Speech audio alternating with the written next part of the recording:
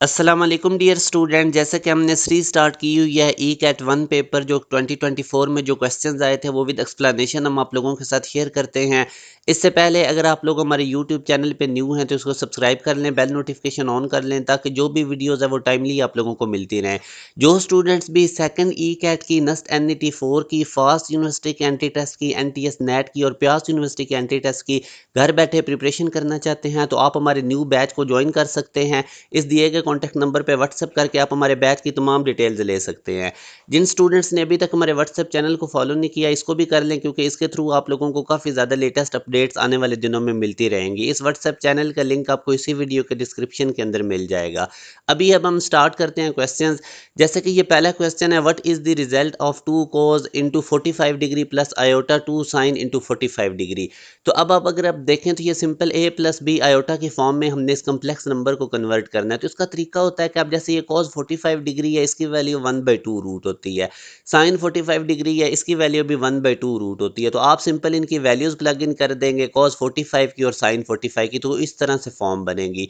अब आप ये जो सिंपल 2 है इसको लिख सकते हैं 2 रूट मल्टीप्लाई बाय 2 रूट, और इसी तरह इस 2 को भी हम लिख सकते हैं 2 रूट मल्टीप्लाई बाय 2 रूट। अब ये 2 रूट से कट जाएंगे तो simplified form a plus B iota की फॉर्म में ये बनेगी। और ये अगर आप देखें तो गिवन ऑप्शन में सी में मौजूद है। अब अगर आप नेक्स्ट देखें तो ये हमारे पास एक मैट्रिक्स है 2009, इसका हमने डिटर्मिनेंट निकालना है ए स्क्वायर का। तो अब आप ये ए मैट्रिक्स गिवन है, ए स्क्वायर का डिटर्मिनेंट निकालना है, पहले हमें ए स्क्वायर का पता होना चाहिए।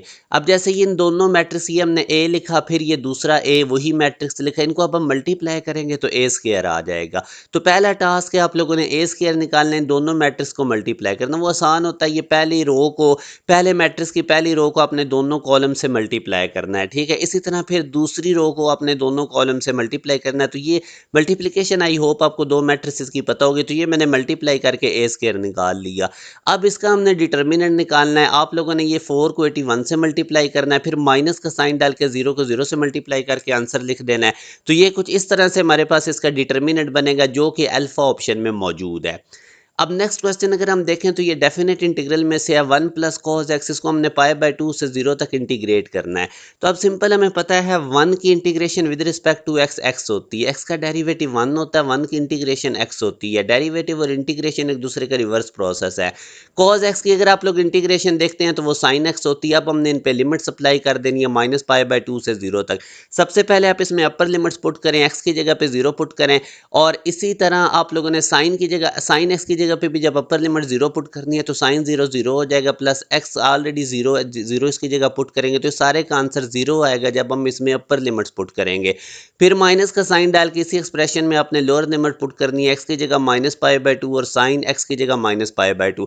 अब ये बाहर माइनस है, ये इनके साइन चेंज कर देगा, ये प्लस π/2 बन जाएगा, और ये साइन इंटू -π/2, ये माइनस इधर माइनस इंटू साइन π/2 बनेगा, और ये माइनस बाहर वाले माइनस से प्लस हो जाएगा।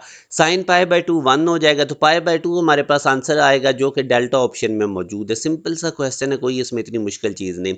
अब ये क्वेश्चन है, which of the following equations could represent the tangent line to the graph of y equal to fx at the point where it intersect the x axis. यानी वो जो टेंजेंट लाइन है वो टच करती है इस curve की equation को, ये जो फंक्शन है इसको टच करती है एक्स एक्सिस के ऊपर पॉइंट क्यू पे।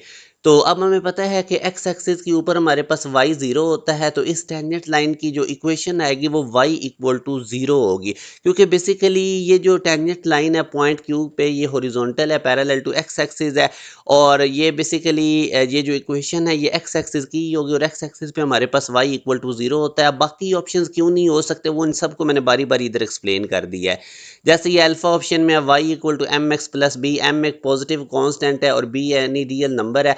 अब बेसिकली ये जर्नल टेंजेंट की इक्वेशन है, ठीक है ना। तो बहरहाल इसी तरह आप लोग इन सब की एक्सप्लेनेशन पढ़ लें तो आपको बाकी ऑप्शंस का पता चल जाएगा कि वो क्यों नहीं राइट आंसर। अब इसी तरह write the equation of X axis, hence find the point of intersection of the graph of the equation.